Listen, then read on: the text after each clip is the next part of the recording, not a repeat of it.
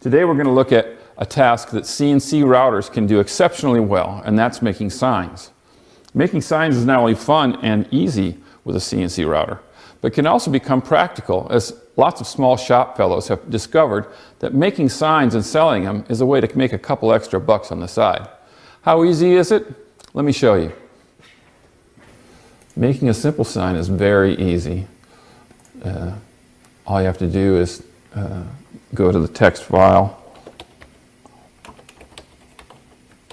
type something in that you think would work good for a sign.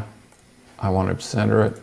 Okay, I've got a sign, Rob Johnstone. It's as simple as that.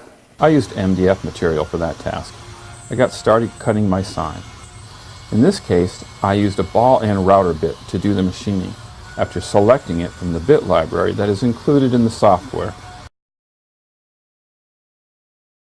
Using a CNC offers no special protection from tear-outs or burning, although you can adjust how quickly the machine moves as it cuts.